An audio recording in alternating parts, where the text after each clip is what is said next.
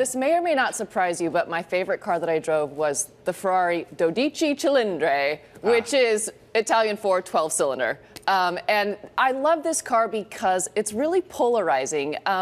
It is kind of a throwback to early Ferraris, like you might see a little bit of a Ferrari Daytona in the front, but it has a 12-cylinder engine, which is increasingly rare. But it's still really noticeably, obviously, a Ferrari. It just drives amazing, a top speed of 211 miles per hour, more than 800 horsepower.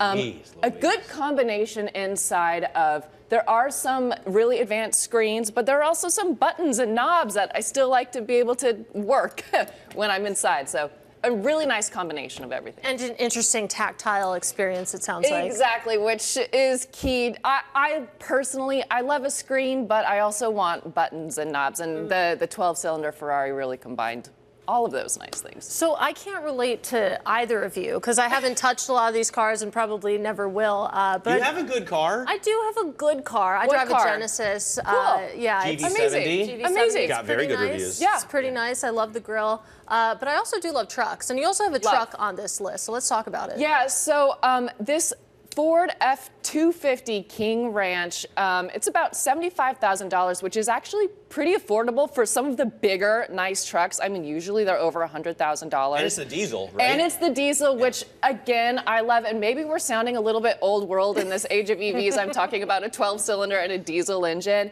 But I just love it. It's completely functional. It can tow more than 40,000 pounds, but inside feels really luxurious. It's got all of this cool King Ranch stitching. King Ranch, as you know, is an actual ranch. It's a place.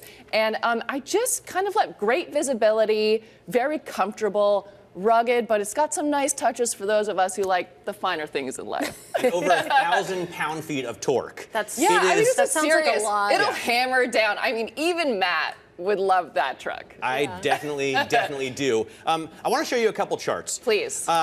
First off is Ferrari versus the rest of the luxury manufacturers, or what I would put in there. So I put Volkswagen because, you know, they own Lamborghini and Porsche. Well, Porsche is its own stock now, and that's what I want to ask about. But we put Mercedes and BMW. Ferrari is doing the best of all of these since Porsche started trading. Porsche's doing the worst. And this company has some of the most amazing margins of any car maker in history. Yes. And it makes cars that we all love and want. Yes. What's the problem? Porsche is at a really interesting time.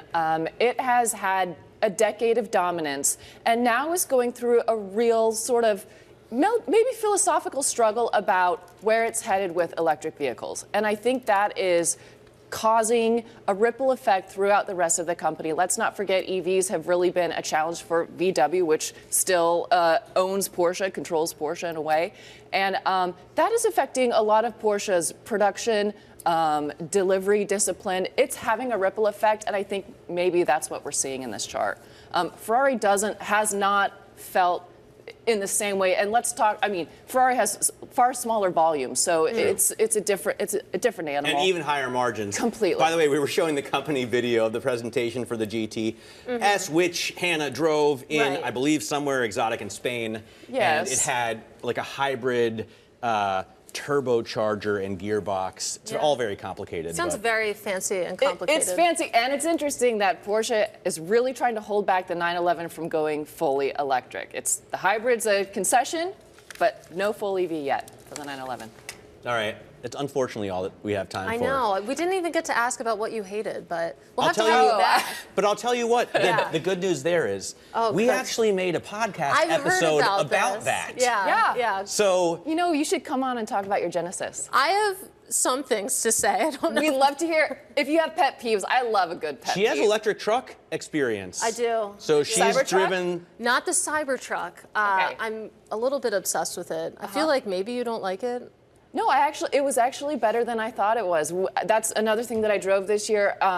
I actually loved that little kids come up to that truck and love it. Yeah. You know, anything that Well, gets it people looks excited. like a child drew it, and then it became a real-life truck. So that makes sense that they would like it. And it also reminds me a little bit of the DeLorean from the 80s, you know, from Back to the Future. It's got that same stainless steel, flat lines. There's something that it's nice when cars make people feel something. Yeah. Maybe they make you feel hatred. Yeah. But, you know, at least they have some sort of emotional response.